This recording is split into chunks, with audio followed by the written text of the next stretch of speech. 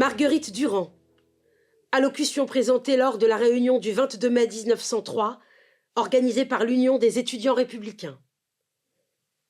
Mesdames, Messieurs, la réunion de ce soir n'est pas le procès d'un homme.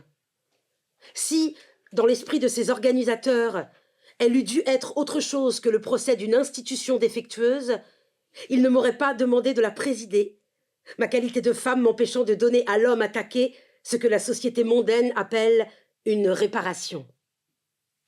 Mais, en tant que fonctionnaire, monsieur le préfet de police peut voir ses actes publics et ceux de son administration discutés et critiqués quand il le mérite. En l'espèce, et à mon avis, les uns et les autres le méritent aujourd'hui.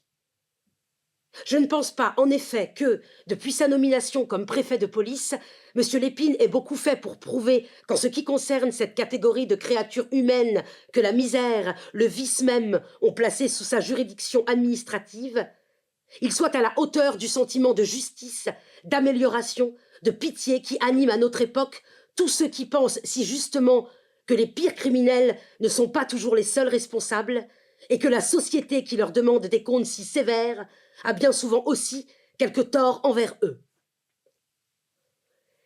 Les règlements qui donnent à la police autorité sur les prostituées pourraient encore être rédigés en vieux français, bien que certains portent les dates relativement récentes de 1718, 1797, 1802, c'est en réalité à Louis IX et à Charlemagne qu'ils remontent. Les temps ont passé. On a proclamé les droits de l'homme, la liberté individuelle. Les pires malfaiteurs sont jusque dans les prisons traités avec humanité. Les fous furieux eux-mêmes ont vu briser les chaînes dont jadis on entravait leurs crises douloureuses.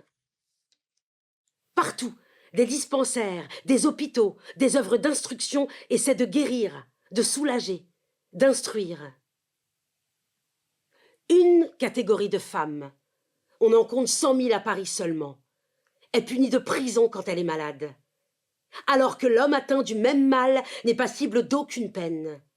Pour les femmes seulement, dans notre France civilisée, au commencement du XXe siècle, cette monstruosité, l'hôpital-prison, existe encore. Les orateurs que vous allez entendre vont s'élever comme il convient contre les arrestations arbitraires, la brutalité des agents, la mauvaise organisation de certains services de la préfecture de police.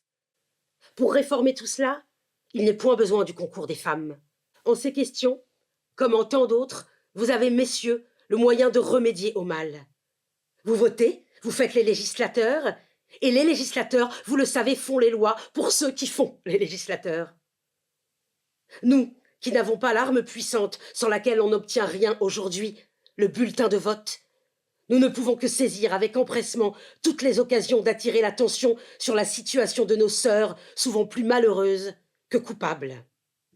Quand des faits, comme ceux qui motivent le meeting d'aujourd'hui, se produisent, nous, féministes, nous nous en réjouissons, parce qu'ils éveillent, à propos d'une question qui nous tient à cœur, l'attention publique, et parce que les mêmes faits se renouvellent trop fréquemment, que les victimes elles-mêmes étouffent par peur du scandale. Monsieur Fórissé, ayant lui-même été témoin de la scène que vous savez, et aucune contestation, aucun sous-entendu malveillant n'étant possible pour en atténuer la portée, toute la presse s'est émue et a fait chorus avec notre confrère pour que de pareils faits ne se renouvellent plus. Les femmes qui ont des maris, des frères, des parents pour les défendre nous intéressent moins, nous autres féministes, vous le comprendrez facilement, lorsqu'elles sont victimes d'arrestations arbitraires, que les malheureuses, que la misère a jetées au vice, et que la préfecture y maintient, toujours, illégalement. En effet, pour qu'il en soit autrement, il faudrait qu'une loi votée au Parlement établisse qu'une femme n'a pas le droit de disposer de son corps. Celui qui oserait proposer un pareil texte n'est pas né. C'est parce qu'elle est une atteinte à la dignité humaine, à la morale, et qu'elle n'offre au point de vue sanitaire qu'une sécurité illusoire, que nous demandons la suppression de la réglementation de la prostitution, dernier vestige de l'esclavage, je ne dirais pas de la femme, mais de la femelle humaine, et de la police des mœurs qui en est la conséquence. Vous connaissez tous l'historique de la question. En quelques phrases brèves, je vais la rappeler. Elle remonte à Solon, qui, dans le même temps qu'il édictait des lois punissant de la perte de la liberté ou même de la mort les femmes coupables d'infidélité conjugale, achetait des jeunes filles, les enrégimentait et les parquait pour les plaisirs des Athéniens dans les premières maisons publiques. La Rome des Césars et la Rome chrétienne connurent des lois analogues. En France, ce fut Charlemagne et Louis IX qui édictèrent les premières. Elles furent tour à tour répressives et prohibitives. La prostitution fut ensuite considérée comme une profession. Profession honteuse, mais qui eut ses statuts, ses juges, et même sa patronne, Sainte Madeleine, et ses saints. Plus tard, on l'envisagea au point de vue fiscal. Les prostituées et leurs proxénètes furent taxés. Au XVIIe siècle, apparurent les premières prisons de femmes. La prison Saint-Martin, la Salpêtrière, les Madelonnettes. À la même époque, ont eu lieu les premières rafles de femmes. Un auteur auquel je fais quelques emprunts, Madame Avril de Sainte-Croix, dans un rapport des plus intéressants, lu à notre premier congrès féministe officiel, rappelle que ces rafles, sous prétexte de morale, furent en réalité organisées pour donner du crédit aux fameuses actions du Mississippi. On ramassa des milliers de femmes qu'on expédia en Amérique pour coloniser, sacrifiant des existences humaines à une simple opération financière. Enfin, la Révolution arriva. Elle proclama les droits de l'homme et institua en même temps, ô ironie, la préfecture de police et ses bureaux des mœurs. À partir de ce moment, ce n'est plus au nom de la morale ou de la religion qu'ont lieu les actes arbitraires, c'est au nom de la santé publique, prétexte également menteur et au sujet duquel un spécialiste a pu écrire « Une prostituée sûre n'existe pas ». Le rapport sur le budget de la préfecture de police de 1902 porte que sur 41 046 filles arrêtées, 155 étaient syphilitiques. C'est donc pour garantir le public contre une moyenne de moins de 200 femmes que l'on entretient cette armée d'agents, de fonctionnaires, de dispensaires, tout ce que coûte en un mot la moyenne avouée par le préfet de police de 30 000 arrestations annuelles. Presque tous les pays ont aboli ou amélioré cela.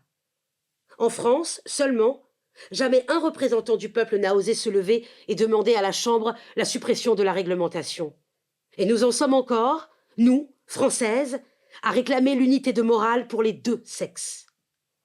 Mais, quelles que soient les idées que l'on professe sur l'utilité ou l'inutilité de cette réglementation, il est une question digne d'attirer l'attention des gens de cœur.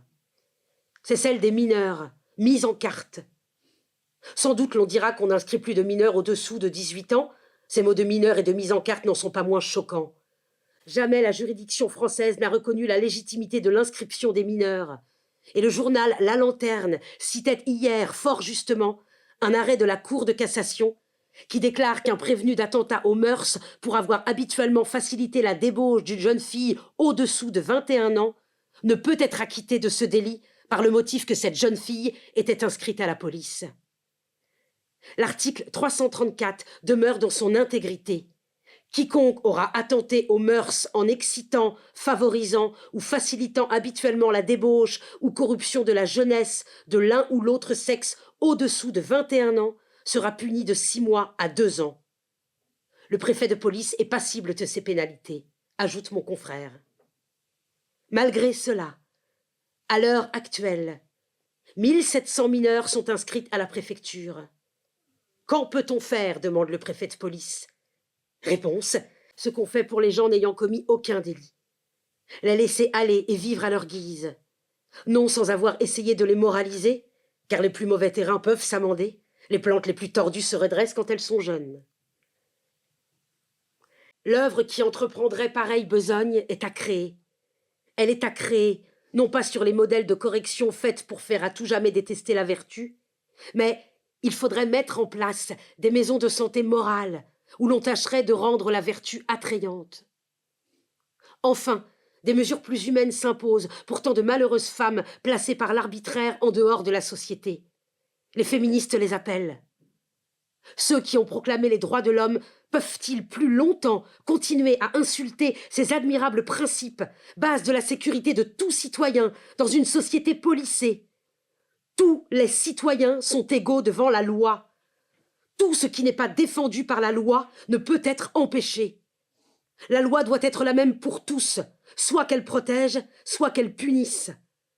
Nul homme ne peut être accusé, arrêté, ni détenu que dans les cas déterminés par la loi et selon les formes qu'elle a prescrites.